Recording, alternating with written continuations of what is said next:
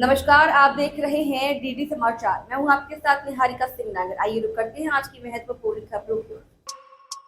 Hoshiarpur police की ओर से पिछले दिनों गांव सहारी में हुए किसान के मर्डर केस को ट्रेस करते हुए 6 आरोपियों को गिरफ्तार किया है। इस संबंध में सीआईए होशियारपुर में प्रेस वार्ता के दौरान डीएसपी शिवदर्शन सिंह ने बताया कि पिछले दिनों गांव सहारी में हुए किसान सुखविंदर सिंह के मर्डर को ट्रेस करते 6 आरोपियों को गिरफ्तार किया है, जिनमें 2 लोगों का पिछोकड़ आपराधिक है। बता दें कि गिरफ्तार आरोपियों ने पूछताछ के दौरान बताया कि वह गांव में भैंसें चोरी करके दूसरे राज्यों में भेजते थे, जिसके लिए वह दिन में रेकी करते थे और रात को चोरी करते थे। किसान सुखविंदर सिंह के मर्डर मौत थी। उन्होंने चोरी करनी है, परंतु उसके सामने होने के कारण चोटों ने इस पर तेज धार हथियारों से हमला कर उसे घटना स्थल पर ही मौत के घाट उतार दिया था और साथियों को भी घायल कर दिया था। इस अवसर पर उनके साथ इंस्पेक्टर गुरप्रीत सिंह, सीआईए प्रभारी इंस्पेक्टर उषा रानी, थाना प्रभारी मिहिटियाना उपस्थित थे। ਹੋਇਆ ਸੀਗਾ ਤੇ ਇੱਕ ਵਿਅਕਤੀ ਗੰਭੀਰ ਜ਼ਖਮੀ ਹੋਇਆ ਸੀਗਾ ਕੀ ਹੁਣ ਉਹਦੇ ਵਿੱਚ ਸਫਲਤਾ ਮਿਲੀ ਹੈ। ਇਹ ਮਿਤੀ 6-7 ਮਈ ਦੀ ਦਰਮਿਆਨੀ ਰਾਤ ਨੂੰ ਸਾਰੀ ਪਿੰਡ ਵਿੱਚ ਕਿਸਾਨ ਸੁਖਵਿੰਦਰ ਸਿੰਘ ਦਾ ਕਤਲ ਹੋ ਗਿਆ ਸੀ ਤੇ ਉਹਦੇ ਸਾਥੀ ਨੂੰ ਜਿਹੜਾ ਬੁਰੀ ਤਰ੍ਹਾਂ ਜ਼ਖਮੀ ਕਰ ਦਿੱਤਾ ਗਿਆ ਸੀ, ਜਿਸ ਦੇ ਸਬੰਧ ਵਿੱਚ ਅਸੀਂ ਸੁਖਵਿੰਦਰ ਸਿੰਘ ਦੀ ਪਤਨੀ ਕਮਲਜੀਤ ਕੌਰ ਦੇ ਬਿਆਨ ਤੇ ਮੁਕੱਦਮਾ ਨੰਬਰ 49 ਮਿਤੀ 7/5/24 ਅੰਡਰ ਸੈਕਸ਼ਨ 302 307 34 ਆਈਪੀਸੀ ਥਾਣਾ ਮੇਟੀਆਣਾ ਵਿਖੇ ਦਰਜ ਕਰਕੇ ਤਫਤੀਸ਼ ਆਰੰਭ ਕੀਤੀ ਅਤੇ ਮਾਨਯੋਗ ਐਸਐਸਪੀ ਸਾਹਿਬ ਸ਼੍ਰੀ ਸੁਰਿੰਦਰ ਲਾਂਬਾ ਆਈਪੀਐਸ ਅਤੇ ਸ਼੍ਰੀ ਸਰਬਜੀਤ ਸਿੰਘ ਬਾਈ ਐਸਪੀਡੀ ਸਾਹਿਬ ਇਹਨਾਂ ਦੇ ਦਿਸ਼ਾ ਨਿਰਦੇਸ਼ਾਂ ਤੇ ਜੇਰੇ ਨਿਗਰਾਨੀ ਮੇਰੇ SHO Mehtiana madam inspector Usha Rani ji ਤੇ in charge CI inspector Gurpreet Singh ਅਤੇ ਸੀਆਈ ਤੋਂ ਸਬ ਇੰਸਪੈਕਟਰ ਜਗਜੀਤ ਸਿੰਘ ਦੀ ਨਿਗਰਾਨੀ ਹੇਠ ਜਿਹੜੀ ਹੈ ਟੀਮਾਂ ਗਠਿਤ ਕੀਤੀਆਂ ਗਈਆਂ ਅਤੇ ਹਿਊਮਨ ਇੰਟੈਲੀਜੈਂਸ ਦੇ ਅਤੇ ਟੈਕਨੀਕਲ ਬੇਸ ਤੇ ਅਸੀਂ ਇਨਵੈਸਟੀਗੇਸ਼ਨ ਅੱਗੇ ਵਧਾਉਂਦੇ ਹੋਏ ਸਾਨੂੰ ਉਸ ਸਮੇਂ ਕਾਮਯਾਬੀ ਮਿਲੀ ਜਦੋਂ ਇਸ ਕੇਸ ਵਿੱਚ ਲੋੜੀਂਦੇ ਜਿਹੜੇ 6 ਦੋਸ਼ੀ ਸੀ ਉਹ ਅਸੀਂ ਗ੍ਰਿਫਤਾਰ ਕੀਤੇ, ਜਿਨ੍ਹਾਂ ਵਿੱਚੋਂ 4 ਇੱਕ ਅਮਰਜੀਤ ਸਿੰਘ ਬਾਬਾ ਪੁੱਤਰ ਪਿਆਰਾ ਸਿੰਘ, ਇੱਕ ਹਰਜਿੰਦਰ ਸਿੰਘ ਸੋਨੂ ਪੁੱਤਰ ਗੁਰਚਰਨ ਸਿੰਘ, ਇੱਕ ਸੁਨੀਲ ਕੁਮਾਰ ਗੋਲੂ ਪੁੱਤਰ ਜਗਜੀਵਨ ਰਾਮ ਅਤੇ ਲਵਪ੍ਰੀਤ ਸਿੰਘ ਅਵੀ ਪੁੱਤਰ ਕਮਲਜੀਤ ਸਿੰਘ। 4 ਇਹ ਤੇ 2 ਨਾਬਾਲਗ ਸੀ ਜੋ ਅਮਰਜੀਤ ਸਿੰਘ ਮੁੱਖ ਦੋਸ਼ੀ ਉਹਦੇ ਲੜਕੇ ਸੀ। ਇਹਨਾਂ 6 ਦੋਸ਼ੀਆਂ ਨੂੰ ਅਸੀਂ ਗ੍ਰਿਫਤਾਰ ਕੀਤਾ। ਇਹਨਾਂ ਤੋਂ ਪੁੱਛਗਿੱਛ ਦੌਰਾਨ ਇਹ ਗੱਲ ਸਾਹਮਣੇ ਆਈ ਕਿ ਤੁਰ ਫਿਰ ਕੇ ਬਾਹਰ ਖੇਤਾਂ ਵਿੱਚ ਜਿਹੜਾ ਹਵੇਲੀਆਂ ਸੀ ਉਹਨਾਂ ਦੇ ਮੱਝਾਂ ਦੇਖ ਲੈਂਦੇ ਸੀ ਅਤੇ ਉਹਨਾਂ ਨਾਲ ਸੌਦਾ ਕਰਨ ਦੇ ਬਹਾਨੇ ਰੈਕੀ ਕਰ ਲੈਂਦੇ ਸੀ ਦਿਨ ਦੇ ਸਮੇਂ। ਫਿਰ ਇਹਨਾਂ ਨੇ ਇਸ ਕਿਸਾਨ ਸੁਖਿੰਦਰ ਸਿੰਘ ਦੇ ਨਾਲ ਵੀ ਵਾਰਦਾਤ ਤੋਂ ਇੱਕ ਦਿਨ ਪਹਿਲਾਂ ਜਿਹੜਾ ਰੈਕੀ ਕੀਤੀ ਇਹਦੀ ਬੈਗ ਦੀ ਹਵੇਲੀ ਦੀ ਤੇ ਮੱਝਾਂ ਵੇਖੀਆਂ, ਉੱਥੇ ਮੱਝਾਂ ਕਿੰਨੀਆਂ ਮੱਝਾਂ ਨੇ ਤੇ ਕਿਵੇਂ ਕਿਵੇਂ ਸਾਰੀ ਰੈਕੀ ਕੀਤੀ। ਤੇ ਉਸ ਰਾਤ ਨੂੰ ਇਹਨਾਂ ਨੇ ਜਿਹੜਾ ਵਾਰਦਾਤ ਕਰਨ ਗਏ ਉੱਥੇ ਮੱਝਾਂ ਚੋਰੀ ਕਰਨ ਗਏ। ਜਦੋਂ ਮੱਝਾਂ ਦਾ ਮਾਲਕ ਸੁਖਵਿੰਦਰ ਸਿੰਘ ਜਾਗਿਆ ਤੇ ਇਹਨਾਂ ਨੇ ਉਹਨੂੰ ਸੱਟਾਂ ਮਾਰ ਕੇ ਮੌਕੇ ਤੇ ਦਾ ਕਤਲ ਕਰ ਦਿੱਤਾ। ਜਿਹੜਾ ਸਾਥੀ ਸੀ ਉਹਨੂੰ ਬੁਰੀ ਤਰ੍ਹਾਂ ਜ਼ਖਮੀ ਕਰ ਦਿੱਤਾ ਤੇ ਉੱਥੋਂ 4 ਮੱਝਾਂ ਤੇ ਇੱਕ ਝੋਟਾ ਲੈ ਕੇ ਜਿਹੜਾ ਟੈਂਪੂ ਟਰੈਵਲ ਦੇ ਵਿੱਚ ਆਪਣਾ ਮਹਿੰਦਰਾ ਬਲੈਰੋ ਸੀ ਉਹਦੇ ਵਿੱਚ ਲੈ ਕੇ ਉੱਥੋਂ ਚਲੇ ਗਏ। ਇਹ ਜਿਹੜੀ ਮਹਿੰਦਰਾ ਬਲੈਰੋ ਇਹ ਕੰਟੈਕਟ ਇਹਨਾਂ ਯੂਪੀ ਤੋਂ ਮੁਜ਼ੱਫਰਨਗਰ ਤੋਂ ਕੀਤਾ ਸੀ। ਉਸ ਬੰਦੇ ਨੂੰ ਇਹ ਫੋਨ ਤੇ ਬੁਲਾ ਲੈਂਦੇ ਸੀ। ਉਹ ਸ਼ਕੀਨ ਬੰਦਾ ਨਾਂ ਦਾ ਬੰਦਾ ਟਰੇਸ ਹੋਇਆ ਸਾਨੂੰ, ਯੂਪੀ ਨੰਬਰ ਗੱਡੀ ਸੀ, ਉੱਥੋਂ ਬੁਲਾ ਕੇ ਤੇ ਉਹਨੂੰ ਮੱਝਾਂ ਇਹ ਵੇਚ ਦਿੰਦੇ ਸੀ ਸਸਤੇ ਭਾਅ ਤੇ। ਉਹ ਮੱਝਾਂ ਲੈ ਕੇ ਇੱਥੋਂ ਚੱਲ ਜਾਂਦਾ ਸੀ। ਉਸ ਰਾਤ ਵੀ ਇਹਨਾਂ ਨੇ ਯੂਪੀ ਤੋਂ ਬੰਦਾ ਪਹਿਲਾਂ ਹੀ ਬੁਲਾਇਆ ਹੋਇਆ ਸੀ ਤੇ ਮੱਝਾਂ ਉੱਥੇ ਬੰਦੇ ਦਾ ਕਤਲ ਕਰਕੇ ਮੱਝਾਂ ਜਿਹੜੀਆਂ ਲੱਦ ਕੇ ਤੇ ਉਹਨੂੰ ਉੱਥੇ ਵੇਚ ਦਿੱਤੀਆਂ ਤੇ ਉਹਦੇ ਕੋਲ ਪਰ ਜਿਹੜਾ ਮੱਝ ਆ 10,000 ਰੁਪਏ ਵਸੂਲ ਕੀਤੇ ਇਹਨਾਂ ਨੇ। ਜਿਹੜਾ ਕਿਸਾਨ ਦਾ ਕਤਲ ਕੀਤਾ ਉਹਦੇ ਨਾਲ ਵੀ ਇੱਕ ਦਿਨ ਪਹਿਲਾਂ ਜਿਵੇਂ ਕਿ ਤੁਸੀਂ ਦੱਸਦੇ ਹੋ ਰੈਕੀ ਕੀਤੀ ਸੀ, ਉਹਦੇ ਨਾਲ ਵੀ ਸੌਦੇਬਾਜ਼ੀ ਕੀਤੀ ਸੀ ਕੋਈ ਮੱਝਾਂ ਵਿੱਚ? ਹਾਂਜੀ, ਜਿਸ ਦਿਨ ਰਾਤ ਇਹਨਾਂ ਵਾਰਦਾਤ ਕੀਤੀ ਆ ਉਸ ਤੋਂ ਇੱਕ ਦਿਨ ਪਹਿਲਾਂ ਦਿਨ ਦੇ ਸਮੇਂ ਉਹਦੀ ਬੈਗ ਤੇ ਗਏ ਨੇ ਹਵੇਲੀ ਤੇ ਉਹਦੇ ਨਾਲ ਸੌਦੇਬਾਜ਼ੀ ਗੱਲਬਾਤ ਕੀਤੀ, ਮੱਝਾਂ ਖਰੀਦਣੀਆਂ, ਖਰੀਦਣ ਦੇ ਬਹਾਨੇ ਗਏ, ਖਰੀਦੀਆਂ ਨੇ ਹੁਣ ਖਰੀਦਣੀਆਂ ਨਹੀਂ ਸੀ ਇਹਨਾਂ ਹੈਗੀਆਂ, ਸਿਰਫ ਇਹਨਾਂ ਨੇ ਰੈਕੀ ਕਰਨੀ ਸੀ। ਹੋਰ ਵੀ ਕੋਈ ਵਾਰਦਾਤ ਸਾਹਮਣੇ ਆਈ ਇਹਨਾਂ ਦੀ? ਇਹਨਾਂ ਤੋਂ ਪਹਿਲਾਂ ਵੀ ਜਿਹੜਾ ਅਮਰਜੀਤ ਸਿੰਘ ਦੇ ਖਿਲਾਫ 3 ਮੁਕੱਦਮੇ ਦਰਜ ਆ ਇਸੇ ਤਰ੍ਹਾਂ ਦੀ ਵਾਰਦਾਤਾਂ ਦੇ। ਹਿਮਾਚਲ ਵਿੱਚੋਂ ਵੀ ਇਹਨਾਂ ਨੇ ਮੱਝਾਂ ਚੋਰੀ ਕੀਤੀਆਂ ਸੀ, ਇੱਕ ਟਰੈਕਟਰ ਚੋਰੀ ਕੀਤਾ ਸੀ, ਇੱਕ ਇਹਦੇ ਖਿਲਾਫ ਲੜਾਈ ਝਗੜੇ ਦਾ ਪਰਚਾ ਦਰਜ ਆ ਗੜ੍ਹ ਸ਼ੰਕਰ। ਮੁੱਖ ਸਾਜ਼ਿਸ਼ ਕਰਦਾ ਇਹ ਮੇਨ ਜਿਹੜਾ ਦੋਸ਼ੀ ਆ ਅਮਰਜੀਤ ਸਿੰਘ ਆ, ਇਹ ਜਿਹੜਾ ਸਾਥੀ ਆ ਸੁਨੀਲ ਕੁਮਾਰ ਗੋਲੂ ਇਹਦੇ ਖਿਲਾਫ 379 ਬੀ ਆਈਪੀਸੀ ਦਾ ਮੁਕੱਦਮਾ ਦਰਜ ਆ। 2 ਬੰਦੇ ਕ੍ਰਿਮੀਨਲ ਨੇ, ਬਾਕੀ ਦੇ ਖਿਲਾਫ ਕੋਈ ਮੁਕੱਦਮਾ ਦਰਜ ਨਹੀਂ ਫਿਲਹਾਲ। ਮੇਨ ਜਿਹੜੇ ਦੋਸ਼ੀ ਫੜ ਲਿਆ, ਜਿਹੜੇ ਮੱਝਾਂ ਅੱਗੋਂ ਖਰੀਦ ਕੇ ਲੈ ਕੇ ਗਏ ਸੀ ਯੂਪੀ ਦੇ, ਉਹ 2 ਦੋਸ਼ੀ ਗ੍ਰਿਫਤਾਰ ਕਰਨੇ ਬਾਕੀ ਆ। ਤੇ ਇਸ ਵਾਰਦਾਤ ਜਿਹੜੀ ਗੱਡੀ ਵਰਤੀ ਗਈ ਸੀ ਬਲੈਰੋ ਉਹ ਅਸੀਂ ਬਰਾਮਦ ਕਰ ਲਈ ਹੈ। ਬੇਸਿਕਲੀ ਕਿੱਥੋਂ ਦੇ ਰਹਿਣ ਵਾਲੇ ਨੇ ਸਾਰੇ ਜਿਹੜੇ ਇੱਥੇ ਇਹ ਲਾਗੇ ਲਾਗੇ ਪਿੰਡਾਂ ਦੇ ਰਹਿਣ ਵਾਲੇ ਆ। ਜਿਹੜਾ ਲਵਪ੍ਰੀਤ ਅਵੀ ਹੈ ਚੋਹਾਲ ਪਿੰਡ ਦਾ ਰਹਿਣ ਵਾਲਾ ਵਾ, ਅਮਰਜੀਤ ਸਿੰਘ ਬਾਬਾ ਚੱਕ ਰੌਂਤਾ ਥਾਣਾ ਗੜਸ਼ੰਕਰ 'ਚ ਪਿੰਡ ਦਾ, ਹਰਜਿੰਦਰ ਸਿੰਘ ਦਾ ਖਾਨਪੁਰ ਆ ਥਾਣਾ ਬੁੱਲੋਵਾਲ 'ਚ, ਤੇ ਚੌਥਾ ਦੋਸ਼ੀ ਜਿਹੜਾ ਹਰਜਿੰਦਰ ਸਿੰਘ ਸੋਨੂ ਇਹਦਾ ਖਾਨਪੁਰ ਦਾ ਵੀ ਰਹਿਣ ਵਾਲਾ। ਲਾਗੇ ਇੱਕ ਪਿੰਡ ਆ ਥਿਆੜਾ ਪਿੰਡ ਆ ਲਾਗੇ, ਇੱਕ ਦੋਸ਼ੀ ਉੱਥੋਂ ਦਾ ਰਹਿਣ ਵਾਲਾ ਜੀ। ਮੇਨ ਕਾਰੋਬਾਰ ਮਤਲਬ ਇਹੀ ਕਰਦੇ, ਰੈਕੀ ਕਰਕੇ ਮੱਝਾਂ ਚੋਰੀ ਕਰਦੇ। ਮੱਝਾਂ ਚੋਰੀ ਕਰਕੇ ਅੱਗੇ ਵੇਚ ਦਿੰਦੇ ਯੂਪੀ ਦੇ ਵਪਾਰੀਆਂ ਨੂੰ। ਮਤਲਬ ਕਿ ਉੱਥੇ ਮੇਨ ਕਾਰਨ ਹੀ ਬਣਿਆ ਕਿ ਉਹ ਜਾ ਕੇ ਐਸੇ ਕਿਸਾਨ ਸੀ। ਬਿਲਕੁਲ, ਇਹ ਜਦੋਂ ਰਾਤ ਨੂੰ ਮੱਝਾਂ ਚੋਰੀ ਕਰਦੇ, ਜੇ ਕੋਈ ਅੱਗੋਂ ਕੋਈ ਵਿਰੋਧਤਾ ਕਰਦਾ ਉਹਨੂੰ ਸੱਟਾਂ ਮਾਰਦੇ, ਜੇ ਜ਼ਿਆਦਾ ਕੋਈ ਵਿਰੋਧਤਾ ਕਰੇ ਤਾਂ ਉਹਦਾ ਕਤਲ ਵੀ ਕਰ ਦਿੰਦੇ। ਇਸੇ ਜਿਹੜਾ ਵਿਰੋਧਤਾ ਕੀਤੀ ਸੁਖਵਿੰਦਰ ਸਿੰਘ ਨੇ, ਇਹਦਾ ਇਹਨਾਂ ਨੇ ਕਤਲ ਕਰ ਦਿੱਤਾ। ਜਬਲ ਸਾਹਿਬ ਇੱਕ ਉਹ ਬੰਨਿਆ ਹੋਇਆ ਸੀ ਕਿਸਾਨ, ਉਹ ਕਤਲ ਕਰਨ ਤੋਂ ਪਹਿਲਾਂ ਬੰਨਿਆ ਸੀਗਾ ਕਿ ਕਤਲ ਬਿਲਕੁਲ, ਜਦੋਂ ਇਹ ਮੱਝਾਂ ਚੋਰੀ ਕਰ ਰਹੇ ਸੀ ਤੇ ਖੜਕਾ ਸੁਣ ਕੇ ਉਹ ਕਿਸਾਨ ਜਾਗ ਪਿਆ ਤੇ ਫਿਰ ਉਹਨੂੰ ਸੱਟਾਂ ਮਾਰੀਆਂ। ਉਹ ਜ਼ਿਆਦਾ ਰੌਲਾ ਪਾ ਰਿਹਾ ਸੀ ਤੇ ਇਹਨਾਂ ਨੇ ਫਿਰ ਰੱਸੀਆਂ ਨਾਲ ਉਹਨੂੰ ਬੰਨ੍ਹ ਦਿੱਤਾ ਤੇ ਜਿਹੜੇ ਜ਼ਿਆਦਾ ਖੂਨ ਵਹਿਣ ਕਰਕੇ ਉਹਦੀ ਮੌਤ ਹੋ ਗਈ। ਕਿੰਨੇ ਬੰਦੇ ਫੜੇ ਗਏ? ਇਸ ਕੇਸ ਵਿੱਚ ਕੁੱਲ 8 ਦੋਸ਼ੀ ਟਰੇਸ ਹੋਏ ਨੇ, 6 ਅਸੀਂ ਗ੍ਰਿਫਤਾਰ ਕਰ ਲਏ ਨੇ। ਜਿਹੜੇ ਮੱਝਾਂ ਦੇ ਵਪਾਰੀ ਸੀ ਇਥੋਂ ਟੈਂਪੂ 'ਚ ਲੈ ਗਏ ਸੀ, ਉਹ ਅਜੇ ਗ੍ਰਿਫਤਾਰ ਕਰਨੇ ਬਾਕੀ ਆ। ਸਾਡੀਆਂ ਟੀਮਾਂ ਉੱਧਰ ਗਈਆਂ ਹੋਈਆਂ।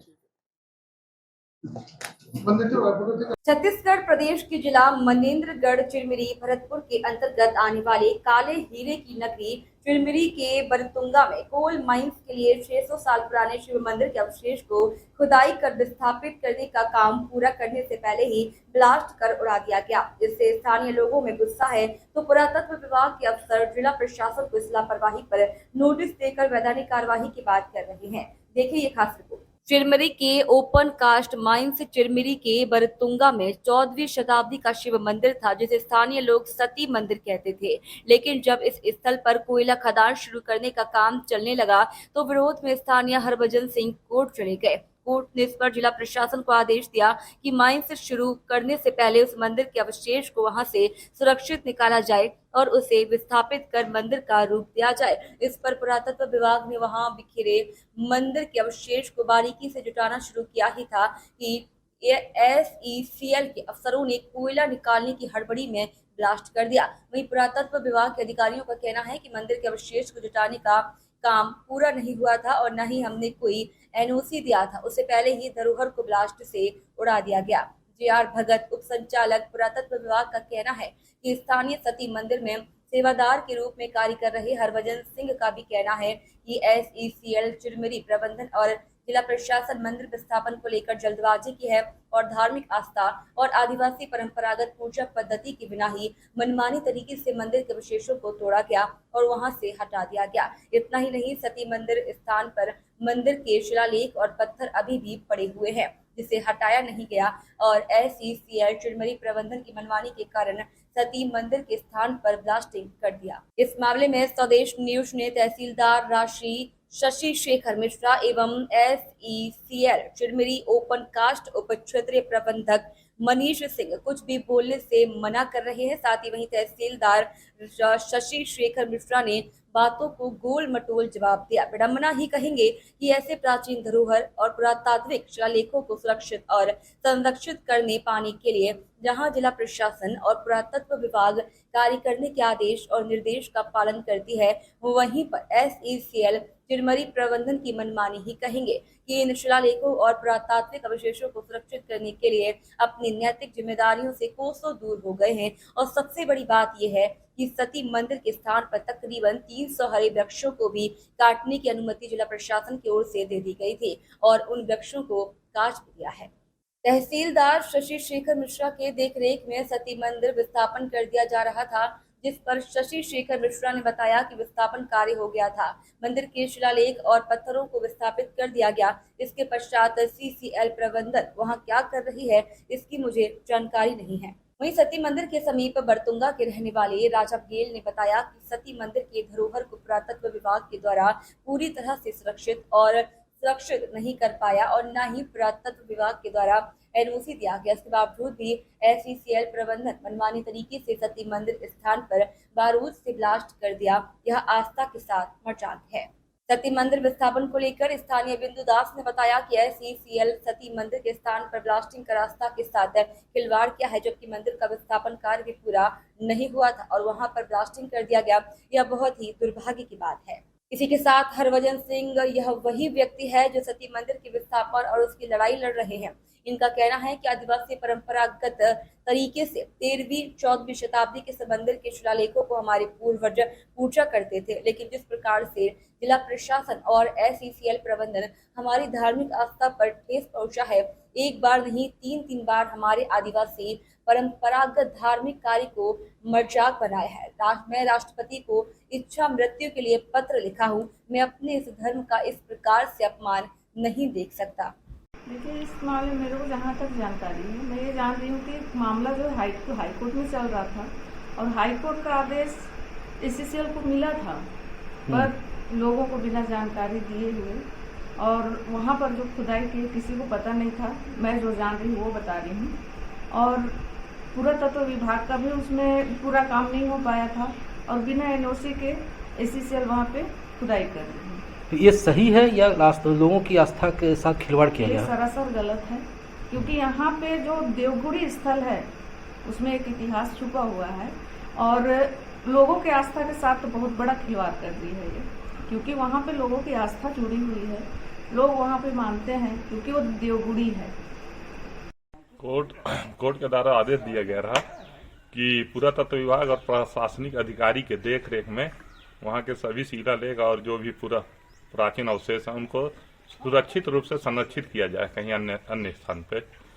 पर इतने मतलब SECL इतने हड़बड़ी में है कि उसने क्या कहते हैं न पुरातत्व विभाग से NOC लिया और न कोई प्रशासनिक अधिकारी से पूछा और अभी कुछ दिन पहले ब्लास्टिंग कर दिया गया। और जब ये न्यूज में छपा ये ब्लास्टिंग वाला मामला, तो अभी ये रात को पूरा डोजरिंग करके फिर से बराबर कर दिया गया है। ये क्या हिंदुओं के पूजा करने के स्थान रहा और हिंदू को इतना डरवा दिया गया है कि जो भी अगर कोई कुछ बोलता है तो उसको हर प्रकार की धमकी दिया जाता है। तो इसलिए कोई डर के मारे आज सामने भी नहीं आ रहा है हिंदू कि यहाँ प्राचीन मंदिर रहे। और तो उसके विषय में जैसे कुछ बोलना भी है, किसी को विरोध भी करना, तो डर के मारे कोई सामने ही नहीं आ रहा है। किस बात का डर रहता है? यहाँ धमकी मिलता है, किसी का ट्रांसफर कर दिया जाता है। SECL कर्मचारी है, अगर वो बेचारे कुछ बोले तो उनका ट्रांसफर किया जाता, तो किसी को किसी प्रकार का धमकी दिया जाता, प्रशासनिक अधिकारियों को खौफ दिखाया जाता है।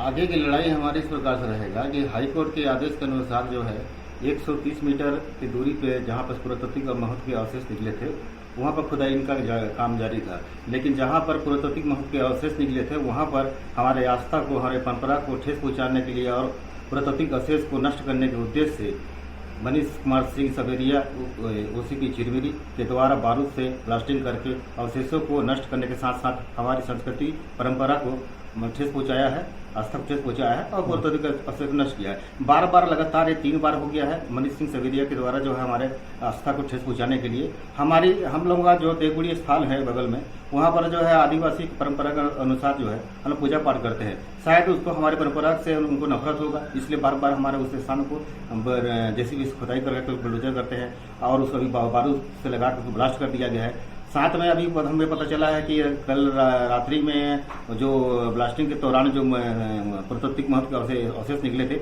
उसको कहीं डंप कर दिया गया है पूरा और वहाँ ग्राउंड बना दिया गया है। इस प्रकार से बार बार हमारे जो देवगुड़ी स्थान है, हमारे धार्मिक स्थान है, वहाँ पर तोड़फोड़ करके हमारी आस्था को ठेस पहुँचाने वाले लोगों के ऊपर कानूनी कार्यवाही नहीं हो पा रहा। ऐसा प्रतीत हो रहा है कि शासन प्रशासन मनीष कुमार सिंह सवेरिया के इशारे पे काम कर रही है और हम लोग बार बार शासन से प्रशासन से गुहार लगा रहे हैं कि FIR दर्ज नहीं हो रहा, ना किसी प्रकार से संवैधानिक कानूनी कार्यवाही हो रही है। अब मुझे मजबूरन इच्छा मृत्यु के लिए आवेदन पत्र देना पड़ रहा है कि मुझे इस प्रकार से भया दोहन जीवन जीने के मजबूर होने से अच्छा है कि मुझे इच्छा मृत्यु कहीं भी चौराहे में गोली मार करके दे दिया जाए, क्योंकि मेरे अलावा अब वहाँ पर ना आपको कोई वाइट देगा इस विषय में, ना कोई शिकायत करेगा। यहाँ आलम ऐसा है कि ब्लास्टिंग के दौरान बड़े बड़े पत्थर घर के अंदर घुस जा रहे हैं, लोग मर सकते हैं, उनकी मृत्यु हो सकती है। ऐसे स्थिति में लोग भयादोहन डर के मारे शिकायत तक थाने में रिपोर्ट नहीं कर रहे, ना कहीं दे पा रहे हैं। ऐसे भयादोहन जीवन जीने से अच्छा है कि मुझे इच्छा मृत्यु दे दिया जाए ताकि मुझे जीवन से मुक्ति मिल पाए। आप जिस भी मामले की बात कर रहे हैं कि ऐसा किसी ने स्टेटमेंट दिया है, मेरे संज्ञान में ये नहीं है। 19/9/2023 का माननीय उच्च न्यायालय का एक आदेश है जिसके अनुसार हमें 2 महीने का समय दिया गया था सती मंदिर के स्थापन के लिए। और पुरातत्व विभाग के अधिकारियों कर्मचारियों की उपस्थिति में वो कार्य लगभग 6 महीने की अवधि में पूरा किया जा चुका है। तो जो ब्लास्टिंग हुई है पुरातत्व अधिकारी कहना कि ब्लास्टिंग जो है गलत तरीके से की गई है, वहाँ पे पूरा काम कंप्लीट नहीं हो पाया। जैसा मैंने अभी बताया आपको कि टेम्पल शिफ्टिंग का कार्य पूर्ण हो चुका है और माइनिंग या ब्लास्टिंग के बारे में क्या प्रगति है SCCL की तरफ से ये मेरे संज्ञान में नहीं है। अभी हमने वहाँ जाके देखा तो वहाँ पे कई सारे पत्थर पुराने अवशेष पड़े हुए हैं। अगर शिफ्टिंग हुई थी तो वो अवशेष क्यों पड़े हैं वहाँ पे? जैसा मैंने आपको बताया कि शिफ्टिंग का कार्य पूरा हो चुका है। मतलब जो ब्लास्टिंग हुआ है वो सही हुआ है। मैं फिर से उस बात को रिपीट करता हूँ, शिफ्टिंग का कार्य, टेम्पल शिफ्टिंग का कार्य माननीय उच्च न्यायालय के आदेश के आलोक में पूरा किया जा चुका है। टेम्पल रीसेटिंग का कार्य बचा हुआ है, जो हम कोठारी में अभी फिर से जब आचार संहिता समाप्त हो जाएगी तो कार्य प्रारंभ। नगर कांग्रेस कमेटी कपासन द्वारा मानसून पूर्व कपासन राजेश्वर तालाब को भरने के लिए बनास नदी से बनी नंदवाना फीडर की सफाई एवं रिपेयरिंग तथा कपासन तालाब की पोल पर रिपेयरिंग एवं गुलाब सागर को गहरा करने की राजस्थान सरकार से या सांसद मद व विधायक मद से करवाने के लिए उपखंड अधिकारी कपासन को ज्ञापन देकर मांग की गई। नगर कांग्रेस एकता एडवोकेट विजय कुमार बारीगामा ने बताया कि कपासन नगर कांग्रेस कमेटी अध्यक्ष शंकरलाल प्रजापति के संयोजन में नगर कांग्रेस कार्यकर्ताओं द्वारा कपासन नगर क्षेत्र में भीषण पानी की कमी के चलते कपासन नगर के जनहित में इस साल मानसून पूर्व कपासन तालाब को भरने के लिए पूर्व में बनास नदी से बनी नंदवान फीडर की सफाई एवं कई जगह क्षतिग्रस्त है, उसकी रिपेयरिंग करवाने तथा कपासन के तालाब की पाल कई जगह से क्षतिग्रस्त है, उसकी रिपेयरिंग व सफाई तथा कपासन नगर पालिका के पास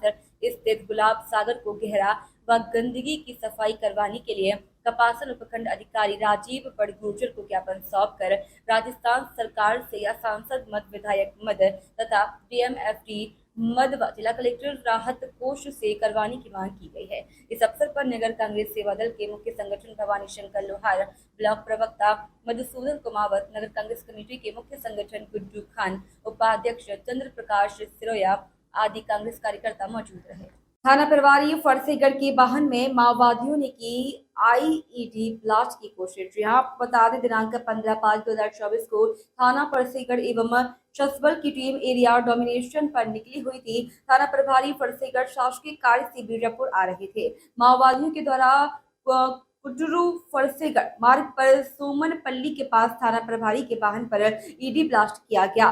घटना में वाहन को क्षति पहुंची है। प्रभारी फरसेगढ़ निरीक्षक आकाश मसीह एवं प्रधान आरक्षक संजय दोनों सुरक्षित हैं। क्षेत्र में सघन गश्त सर्चिंग की कार्रवाई जारी है। आजकल शादियों का सीजन है, शादियां भी महंगी और खर्चीली हो गई हैं। तो ऐसे में छत्तीसगढ़ से बालोद से एक ऐसी तस्वीर सामने आई है जिसने एक बार फिर समाज को सोचने में मजबूर कर दिया है। आज के आधुनिक जीवन में लुप्त होती पारंपरिक रीति रिवाजों को जीवंत रखने और फिजूल खर्चा न करने के उद्देश्य के लिए बालोद जिले के डोंडीलोहारा ब्लॉक के ग्राम कचेरा में दुल्हा बने आलोक कुमार कोठारी ने बैलगाड़ी में अनोखे अंदाज में बारात निकाल 8 किलोमीटर का सफर तय किया। 5 बैलगाड़ी में करीबन 40 लोग सवार होकर कोचेरा से बारात निकाल 8 किलोमीटर दूर ग्राम सेमहर दुल्हन लेने पहुंचे। 5 बैलगाड़ियों में बारात निकाल जब वे ग्राम से निकले तो ग्रामीणों को पुराने जमाने की याद ताजा होती दिखी, जब कई वर्ष पहले ऐसे ही ग्रामीण अंचलों में बैलगाड़ियों में लोग बारात निकाला करते थे। वहीं शादी के मंडप और विवाह मंच को बड़े बड़े पंडाल और शामियाना की जगह डूमर, नीम, जामुन एवं खजूर के पत्तों से सजाया गया था।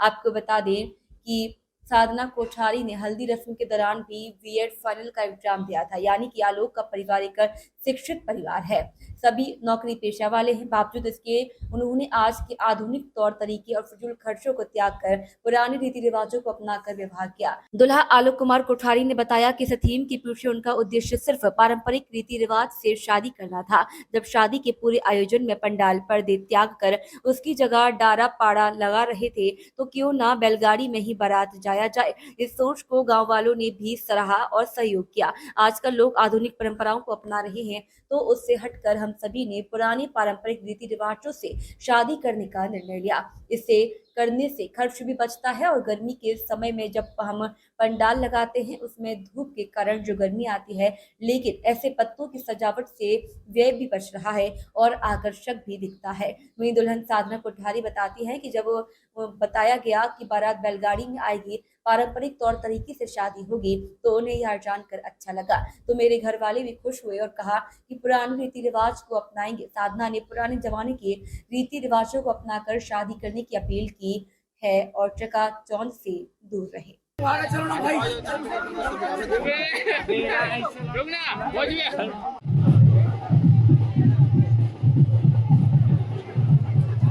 लगा, मेरे को बहुत अच्छा भी लगा। सामने वाले बताया कि हम लोग बैलगाड़ी से आएंगे तो अच्छा रहेगा ना करके, तो जब बताएं कि बैलगाड़ी से आएंगे तो मेरे को अच्छा लगा उन लोग का जो बताया ना कि पारंपरिक से तौर तरीके से करना है शादी ऐसा करके, तो अच्छा लगा। तो हमारे घर साइड वाले भी बोले कि हाँ ठीक है, पुराना रीति रिवाज अपनाएंगे तो अच्छा रहेगा, ऐसा करके उस हिसाब से शादी करेंगे तो ज़्यादा अच्छा रहेगा और हटके रहेगा ऐसा करके। लोगों को भी कुछ मैसेज देना चाहते हैं? हाँ, लोगों को भी यही मैसेज देना चाहूँगी कि जैसे पुराने रीति रिवाज के हिसाब से शादी करते थे वो फॉलो अभी भी करें, उसी हिसाब से शादी करें, वो ज़्यादा अच्छा रहेगा, चकाचौंध दूर रहेगा। अपना नाम बताएंगे? साधना कोठारी। पुराने तौर तरीके से। जी जी। तो ये क्यों, क्या खर्च बचाने के लिए था या और कुछ मैसेज देना चाहते? इसमें दो चीज़ें हैं सर, एक खर्च भी है, खर्च वाला कोण भी है, और दूसरा सर गर्मी के समय में जो हम लोग जो पंडाल लगाते हैं उसमें जो धूप के कारण जो गर्मी आती है ना सर, वो ट्रैप हो जाता है। लेकिन लोग बाग समय को बचाने के लिए पंडाल लगाते हैं और इसमें हमारा आय भी, मतलब जो व्यय है वो भी बच रहा है और थोड़ा दिखने में भी अच्छा लगता है। दोनों का दोनों चीज़ है इसमें। कुल मिलाकर देखा जाए तो आज जो जिस माहौल में शादी हो रही है, लोग ज़्यादा खर्च करना चाहते हैं और ज़्यादा आकर्षित बनाना चाहते हैं, तो ऐसे लोगों को क्या संदेश आप देना चाहते हैं? मेरा कहना यह है सर, चकाचौंध वाली जो दुनिया है वो धीरे धीरे पुरानी होती जा रही है और जितना सरल और सुंदर होते जा रहा है वो मॉडर्न होते जाएगा कुछ दिनों के बाद। मुझे यही लगता है और इसी को फॉलो करते हुए मैंने ये पूरा शादी का अपना थीम इसी के हिसाब से रचा था सर। अपना नाम बताइए। मेरा नाम आलोक कुमार कोठारी। सबसे पहले सर तो सभी लोग आजकल मॉडर्न परंपराओं को, मॉडर्न रीति रिवाजों को अपना रहे हैं, तो उससे अलग कुछ हमने पारंपरिक हर चीज़ों को पारंपरिक तरीक़ों से करने का हम लोगों ने, घर वालों ने, सभी लोगों ने डिसाइड किया और सभी लोगों के सहयोग से वैसा हो पाया और अभी चल ही रहा है। क्या किया आपने, बताइए। सबसे पहले तो मंडप में भी आजकल लोग सिर्फ आजकल छत्तीसगढ़ी में बोलते हैं नेंग के लिए बस 2 ठो 3 ठो पत्ता लटका देना। उसके उलट हम लोगों ने सारी जगह हम लोगों ने जो डारा पाना बोलते हैं उसको छाया है। समय के बस कमी के चलते बस 1-2 जगह हम लोगों ने पंडाल लगवाया है, नहीं तो सभी जगह आप लोगों को यहाँ डारा ही दिखेगा, छीन का डारा यहाँ सभी जगह लगा है। कितने किलोमीटर गए थे आप? हम लोग 8 किलोमीटर गए थे सर बैलगाड़ी से। यहाँ पे शादी में आप पहुँचे हैं, आप देख रहे हैं कि यहाँ पे पंडाल भी काफ़ी पुराने पद्धति से बना है और जो बैलगाड़ी से बारात जाने की बात सामने, किस तरह से देखते हैं इसे आप? निश्चित रूप से यह आयोजन देख करके बहुत खुशी हो रही है और हमें दुख भी हो रहा है कि इस बारात में शायद हम भी शामिल होते तो उसका आनंद लेते। इन्होंने इतनी चकाचौंध भरी आज दुनिया में जो खर्चीली और महंगी शादियाँ होते जा रही है उसको दरकिनार करते हुए छत्तीसगढ़ की परंपरा के अनुरूप इन्होंने बैलगाड़ियों से बारात ले गए और वापस दुल्हन को भी बैलगाड़ी से लेकर आए। यह निश्चित रूप से ही बहुत ही सराहनीय है और ये क्षेत्र के लोगों के और छत्तीसगढ़ वासियों के लिए भी सोचने के विषय है कि हम इस खर्चीली शादियों से दूर होकर के इस पारंपरिक वातावरण के साथ हम शादी को संपन्न करें। और सबसे बड़ी बात यह है कि यह परिवार एक शिक्षित परिवार है और जो दूल्हा है वो स्वयं भी शासकीय नौकरी में है और उसके पिताश्री जी भी शासकीय नौकरी में है। उसके बावजूद भी इन्होंने इस छत्तीसगढ़ के परंपरा के अनुरूप विवाह समारोह को संपन्न कराया है। इसके लिए इस शादी समारोह के लिए बहुत बहुत बधाई और ऐसे कार्यक्रम को उन्होंने अंजाम दिया उसके लिए बहुत बहुत दिल से आभार। किया गया खासतौर पे जो दूल्हे के द्वारा बैलगाड़ी से बारात है, कैसे किस रूप से देखते हैं आप इसको? आज बालोद जिले के ग्राम कोचेरा में कोठारी परिवार द्वारा जो पारंपरिक तरीके से, आधुनिक तरीके से हटकर पारंपरिक तरीके से जो शादी की गई, जो आदिवासियों का एक संस्कृति होता है उसके हिसाब से, तो मैं आज के ज़माने में इस तरीके शादी एक देखने लायक होता है और मैं चाहूँगा कि ये शादी एक मिसाल बने और आने वाले समाज और के लिए भी एक दिशा निर्धारण करे और इस साथ ही साथ में इस परिवार को बहुत बहुत हार्दिक बधाई और शुभकामनाएं देता हूं। धन्यवाद। महापौर एजाज देवर ने किया दावा, बारों की समस्या पीएम को भी बैठा देंगे तो भी रहेगी। पानी, साफ सफाई और लाइट की समस्या अनवरत रहेगी। नगर निगम में समस्या खत्म हो जाएगी तो डिपार्टमेंट खत्म हो जाएगा। देखो यार, एक बात बोलूँ मैं, ये आपको एक बात बता दे रहा हूँ, वार्डों में जो समस्या है ना, वो मतलब मेरे ख्याल से अगर हम लोग यहाँ पर पीएम साहब को भी बैठा देंगे ना तो भी ये परेशानी रहेगी, क्योंकि देखिए ये अनवरत है। आपको एक बात को मानना पड़ेगा कि पानी, साफ सफाई, लाइट, ये समस्या अनवरत रहेगी, इसको कोई ख़त्म नहीं कर सकता। ये बात को आपको मतलब दावे से मैं बोल सकता हूँ कि ये, और नगर निगम में अगर समस्या खत्म हो गई तो फिर नगर निगम ही, ये डिपार्टमेंट ही खत्म हो जाएगा। भाई जन्म से लेकर मरण तक के नगर निगम काम करता है और आपको ये बात को मानना पड़ेगा कि ये अनवरत है। इसको मतलब हम लोग ये नहीं बोल सकते कि हम 100% पूरा का पूरा काम कर गए। ये समस्या नगर निगम में कभी खत्म नहीं हो सकती, अनवरत रहेगी। कुसमी वन परिक्षेत्र अंतर्गत नहीं थम रहे हैं हरे भरे पेड़ों की अवैध कटाई। वन परिक्षेत्र अधिकारी कालीराम को नहीं है शुद्ध लेने की फुर्सत। आपको बता दें कि बलरामपुर जिला के कुसमी वन परिक्षेत्र अंतर्गत बिट लक्ष्मणपुर एवं सेरंग दाग में ग्रामीणों के द्वारा जंगलों के हरे भरे पेड़ों को काटकर जंगल की जमीन को काबिज किया जा रहा है। कुसमी वन परिक्षेत्र अधिकारी जानकारी के बाद भी बैठे हैं मौन। लक्ष्मणपुर और सेरंग दाग बीच में ऐसे अनेक जगह है जिसमें ग्रामीणों के द्वारा पेड़ों की अवैध कटाई कर फॉरेस्ट की जमीन को अपने कब्जे में लिया जा रहा है। देखा जाए तो कई ऐसी जगह है जिसमें लगभग 100 एकड़ जंगलों को काटकर ग्रामीणों के द्वारा खेती में उपयोग किया जा रहा है और कुछ ग्रामीणों का यह भी आरोप है कि वन विभाग के अधिकारियों की भी संलिप्तता है। पेड़ों की अवैध कटाई में जब हमारे संवाददाता के द्वारा वन परिक्षेत्र अधिकारी कालीराम से पेड़ों की अवैध कटाई के संबंध में बात की गई तो रेंजर गोल मोल जवाब देते नजर आए। अब देखना यह होगा कि खबर प्रकाशन के बाद जिले में बैठे उच्च अधिकारी पेड़ों की कटाई पर रोक दोषियों पर कार्रवाई करते भी हैं या फिर नहीं। बीटी लक्ष्मणपुर के अंतर्गत जो अवैध कटाई हो गया था उसमें ये मोबाइल के द्वारा खबर मिला और ये वेद व्यास, पिता का नाम दशरथ नगसिया ने काटा था। इसके ऊपर कार्रवाई कर दिए हैं और कार्रवाई करते हुए इससे जुर्माना भी लिया जाएगा। जो अवैध कटाई हो रहा है वहाँ जैसे परिसर रक्षक जो जाते हैं, जो खबर मिलते हैं वहाँ जाकर फिर उन लोग को अपने कार्रवाई कागजात करते हैं और करते हुए जो मुलजिम मिल जाते हैं उन लोगों के ऊपर कार्रवाई कर जुर्माना, आर्थिक दंड भी ले लेते हैं। फिर कहीं ज़्यादा मिलने पर सज़ा भी दे देते हैं, जेल ही भी करवा देते हैं। मैं दरोगा और परिसर रक्षक सिपाही को मैं भेजता हूँ निरीक्षण में और उन्हीं लोग जाकर जांच करके फिर आगे कार्रवाई करते हैं, जेल भी भेज देते हैं, थाना भेजते हैं। ये कटाई जो जारी है इसमें कहीं कहते हैं कि राजस्व का है, मेरा पट्टा है कहते हैं। अब पट्टा खोजने मांगने पर पट्टा नहीं मिल पाता है, उसके ऊपर फिर कार्रवाई कर देते हैं आगे। मानसिक रूप से विक्षिप्त कलयुगी पुत्र ने अपने माता पिता की सोते समय हत्या कर दी। चीख पुकार सुनकर आए परिजनों को देखकर युवक घर से भाग खड़ा हुआ। सूचना मिलते ही मौके पर पुलिस पहुंच गई थी। दोनों वृद्ध जन को तत्काल जिला चिकित्सालय लाया गया, जहां चिकित्सकों ने उन्हें मृतक घोषित कर दिया। रात में दोनों शव डेड हाउस रखवा दिए थे। आज कुछ देर में दोनों का पोस्टमार्टम किया जाएगा। मुरैना जिले के थाना माता बसैया क्षेत्र अंतर्गत कोतवाल गांव निवासी ओम प्रकाश पाठक शासकीय सेवा से रिटायर हो चुके थे।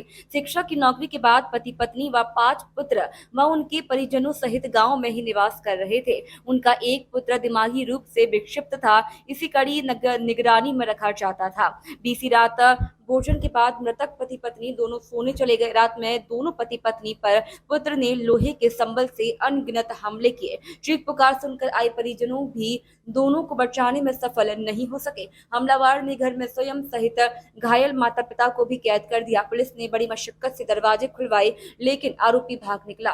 पुलिस उसे तलाश कर रही है। वही घटना के बाद दौरान हुए चीख पुकार से अधिकांश ग्रामीण एकत्रित हो गए थे। मेरा नाम पंकज, मेरे भाई ने की है। क्या नाम है भाई का? हरेंद्र। कैसे की है ये हत्या और क्या हुआ था? पता नहीं है, रात को सोते समय लोहे के सरिये से। अभी कहाँ है आपका भाई? वो तो फरार है अभी रात से। तो एक छोटा भाई भी था, उस पर भी हमला हाँ, उस पर भी किया गया। वो जान बचा के भाग गया। क्या नाम है उसको? डैनी। हाँ, दिमाग से थोड़ा, मानसिक रूप से उसका थोड़ा सा डिस्टर्ब था। पहले भी बताया, 15 दिन पहले भी माँ पे हमला किया। हाँ, किया था इसने। आपको कैसे पता चला कि रात को? मेरे पास फोन आया था मेरे भाई का। ये कल रात करीब 10 बजे की बात है। पुलिस को सूचना मिली थी कि ग्राम कुटवार में किसी व्यक्ति के द्वारा अपने माता पिता को बहुत ज़्यादा मारपीट की गई है। तत्काल वहाँ पुलिस के साथ पहुँचे थे, तो एक व्यक्ति जिसका नाम खगेंद्र शर्मा है, हरेंद्र शर्मा है सॉरी, तो वो मानसिक रूप से विक्षिप्त है। उसके द्वारा अपने माता पिता को बहुत ज़्यादा मारपीट करके गंभीर रूप से घायल कर दिया था। तो दोनों माता पिता को लेकर यहाँ अस्पताल मुरैना लाए थे उनके परिजनों के साथ में। तो यहाँ डॉक्टर द्वारा उनको मृत घोषित कर दिया गया था। और चूँकि अभी मृत्यु के कारण में अभी प्राथमिक दृष्टि से पता चल पाया है कि जो आरोपी है वो मानसिक रूप से विक्षिप्त है। वो आए दिन अपने माता पिता से झगड़ा करता रहता था किसी बात को लेकर के। तो किसी बात के ऊपर से उसने झगड़ा करके उनकी मारपीट की है। मारपीट ज़्यादा होने से उनकी मृत्यु हो गई है। ये जो आरोपी है उसके द्वारा लोहे का बल्लम बता रहे हैं, लोहे का सरिया, उससे मारपीट की गई। आरोपी की तलाश जारी है, शीघ्र उसको गिरफ्तार कर लिया जाएगा। पथराव चूंकि वो आरोपी के द्वारा ही छत पे चढ़ करके और वहाँ ग्रामीण जनों पर पथराव किया गया था, लेकिन पुलिस को पहुंचते आरोपी वहाँ से फरार हो गया था। छत्तीसगढ़ के सामरी विधानसभा क्षेत्र की भाजपा विधायक सह झारखंड के महेशपुर विधानसभा प्रभारी उदेश्वरी पैकरा मंगलवार को पहुंची महेशपुर। उन्होंने प्रखंड मुख्यालय स्थित गैस ऑफिस के समीप भाजपा कार्यालय में लोकसभा चुनाव को लेकर राजमहल लोकसभा क्षेत्र के विधानसभा महेशपुर मंडल व पाकुड़िया मंडल के कार्यकर्ताओं के साथ बैठक की। विधायक उदेश्वरी पैकरा ने वरिष्ठ नेता, मंडल अध्यक्ष, कार्य समिति सहित दर्जनों कार्यकर्ताओं के साथ आगामी लोकसभा चुनाव को लेकर चर्चा की। साथ ही राजमहल संसदीय क्षेत्र में भाजपा प्रत्याशी ताला मरांडी को भारी मतों से विजय दिलाने को लेकर रणनीति तैयार करते हुए कार्यकर्ताओं को कई टिप्स भी दिए। मौके पर एलईएम हांसदा, संजय सिंह पप्पू, साधन ठाकुर, अमित अग्रवाल, गोपाल भगत, हाबुल शेख, सकुमार मिश्रा, पिंटू पहाड़िया, बाला देवी, आशीष सिंह सहित अन्य मौजूद थे। नरेंद्र मोदी जिंदाबाद, जिंदाबाद, जिंदाबाद। जेपी नड्डा जिंदाबाद, जिंदाबाद, जिंदाबाद। अमित शाह जी जिंदाबाद, जिंदाबाद, जिंदाबाद। वंदे मातरम, वंदे मातरम। कलेक्टर एवं जिला निर्वाचन अधिकारी आकाश शिकारा ने शासकीय पॉलिटेक्निक कॉलेज जांजगीर स्थित स्ट्रांग रूम का निरीक्षण कर मतगणना की तैयारियों का जायजा लिया। उन्होंने स्ट्रांग रूम में सुरक्षा व्यवस्था का निरीक्षण किया एवं मतगणना स्थल पर सीसीटीवी कैमरे तथा तैनात सुरक्षा बल, मतगणना तथा डाक मतपत्रों की गणना की तैयारियों के संबंध में विस्तार से जानकारी ली और मतगणना स्थल पर टेबल कुर्सी, कूलर, विद्युत, पार्किंग व्यवस्था, मीडिया सेंटर, बैरिकेडिंग, गणना अभिकर्ता की बैठक व्यवस्था, स्ट्रांग रूम से मतगणना कक्ष में मशीनों की मूवमेंट एवं अन्य आवश्यक व्यवस्था जानकारी लेकर आवश्यक दिशा निर्देश दिए। कलेक्टर ने डाक मतपत्रों की गणना, ईवीएम में दर्ज मतों की गणना, वीवीपैट स्लिप गणना, मतगणना की समाप्ति के बाद ईवीएम और निर्वाचन सामग्री को मुहर बंद करने और परिणाम की घोषणा के संबंध में आवश्यक दिशा निर्देश दिए। निरीक्षण के दौरान उप जिलाधिकारी श्रीमती निशा नेता मड़ावी सहित संबंधित अधिकारी कर्मचारी मौजूद रहे। जयनगर प्रखंड के सीबीएसई विद्यालयों में नेशनल पब्लिक उच्च विद्यालय के छात्रों ने सबसे अधिक अंक लाकर विद्यालय का नाम रोशन किया। विद्यालय के डायरेक्टर मुस्ताक खान एवं प्रिंसिपल तापसी प्रमाणिक को कुछ पूछे जाने पर इन्होंने बताया कि शिक्षकों की लगातार परिश्रम और छात्र छात्राओं की कड़ी मेहनत व लगन एवं छात्राओं को उत्सुकता एवं जागृति के कारण हमारे विद्यालय के छात्र छात्राओं ने 100% अंक लाकर विद्यालय के नाम के साथ साथ क्षेत्र एवं अपने माता पिता का नाम रोशन किया। हमारे विद्यालय में मैट्रिक बोर्ड परीक्षा में 198 विद्यार्थी परीक्षा में शामिल हुए थे, जिसमें 102 विद्यार्थी प्रथम श्रेणी में उत्तीर्ण हुए। सबसे अधिक अंक लाकर 5 विद्यार्थियों ने जयनगर प्रखंड में नाम रोशन किया, जिसमें अनूप यादव 95% अंक लाकर जयनगर प्रखंड में टॉप और अपने विद्यालय में टॉपर बनकर नाम रोशन किया। विद्यार्थियों की कड़ी मेहनत एवं लगन को देखते हुए विद्यालय के डायरेक्टर ने सभी छात्र छात्राओं को मिठाई खिलाकर एवं उपहार देकर सम्मानित किया। विद्यार्थियों की उपलब्धता को शिक्षा राज्य मंत्री अन्नपूर्णा देवी, विधायक अमित कुमार यादव, पूर्व विधायक जानकी प्रसाद यादव, प्रखंड प्रमुख अंजू देवी, भाजपा जिला उपाध्यक्ष विदेशी प्रसाद बिहारी, पूर्व प्रमुख Jayprakash Ram, private school station के अध्यक्ष PNP वरनवाल, विद्यालय के डायरेक्टर मुश्ताक खान, प्रिंसिपल तापसी प्रमाणिक, विद्यालय के सभी शिक्षक विद्यार्थियों के उज्जवल भविष्य की कामना की। देखिए जयनगर प्रसाद से संजय गुप्ता की रिपोर्ट। फिलहाल आज की खबरों में इतना ही। आप बने रहिए DD समाचार के साथ।